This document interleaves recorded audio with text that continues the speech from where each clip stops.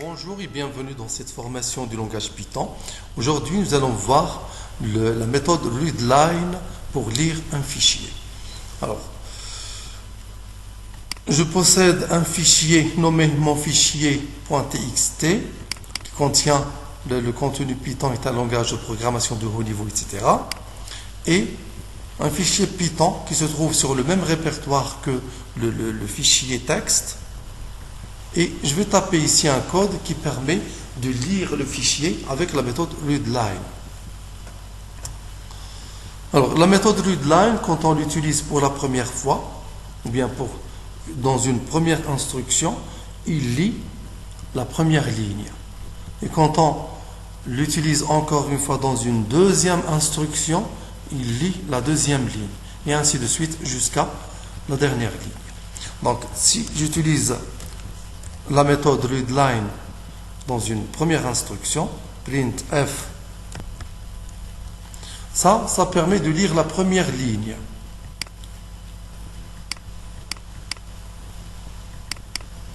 Voici le fichier. La première ligne, c'est Python est un langage de programmation de haut niveau.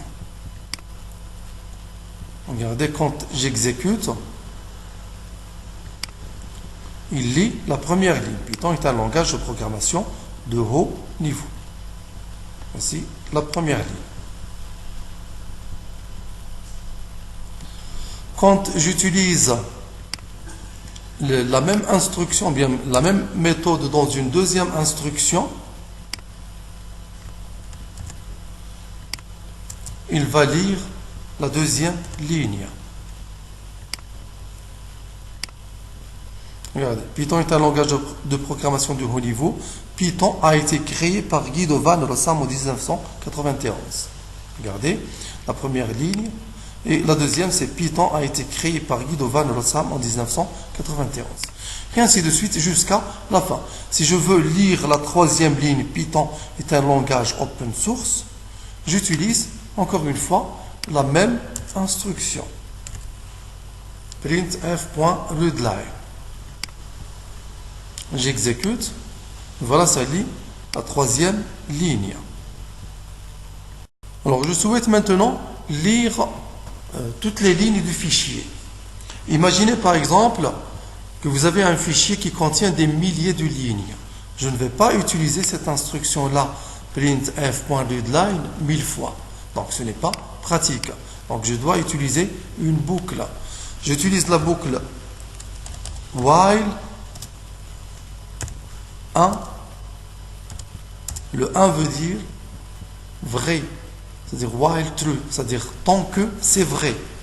Je récupère la ligne égale f.readline et je teste. If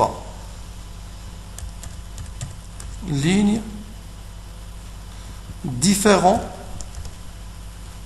du caractère vide, parce que quand j'arrive ou bien j'atteins la fin du fichier, je dois m'arrêter. Donc je teste si ligne est non vide, c'est-à-dire différent du caractère vide, ou bien différent de la chaîne vide. À ce moment-là, je peux afficher la ligne avec la méthode print ligne.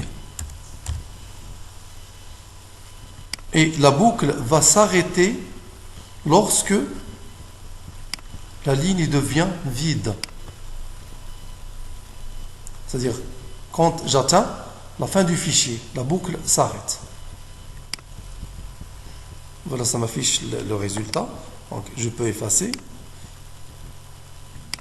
J'exécute. Voilà, ça m'affiche toutes les lignes. Je peux ajouter une ligne, par exemple, ici, je reviens à la ligne, je vais mettre des pointillés, par exemple, j'enregistre le fichier,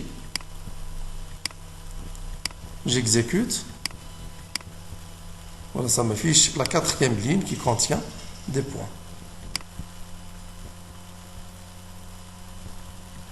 Et voilà, c'est terminé pour aujourd'hui. Merci, au prochain tuto.